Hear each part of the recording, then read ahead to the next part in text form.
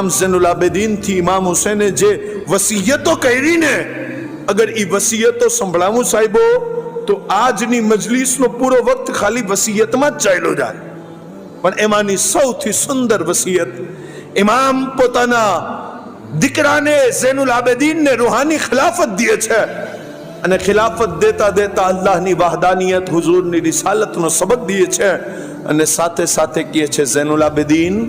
મને મારા બાબાએ કીધું અને મારા બાબાને મારી અમ્મીએ કીધું અને મારી અમ્મીને મુસ્તફા જાને રહેમતે કીધું અને મુસ્તફા જાને રહેમતને અલ્લાહ રબ્બુલ ઇઝ્ઝતે કીધું કે ઇસ્લામ હંમેશા ગરીબોના વચમાં રહેવાનો છે કદી અમીરોથી દોસ્તી કરી અને ગરીબોથી નફરત ના કરજે ગરીબોને હંમેશા પોતાની પાસે રાખજે પોતાનો દોસ્ત બનાવજે આવી વસિયતો અગર વસિયતો જ બયાન કરું ને સાહેબો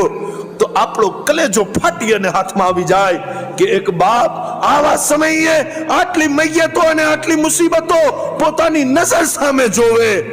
पछी आवी वसीयतो कई रीत ना करी सके पण केम ना थाय ई वसीयत करवा वाला बादशाह ने ज तो हुसैन इब्न अली कहवामां आवे छे इमाम अली औसत कहवा लागेगा ज़ैनुल आबिदीन बाबा मने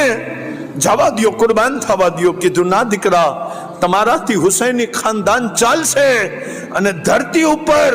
મારી ઓલાદની તમે નિશાની બનવાના છો અલ્લાહુ અકબર ઇમામ અલી ઔસદને ખૂબ બુખાર હતું તબિયત ખરાબ હતી લાકડીના સહારે બાપના ગલે મળ્યા છે કીધું બાબા ભલે લાકડી હાથમાં હોય પણ હું પણ શેરે ખુદાનો પોતરો છું લડાઈ કરીને દેખાડું કીધું ના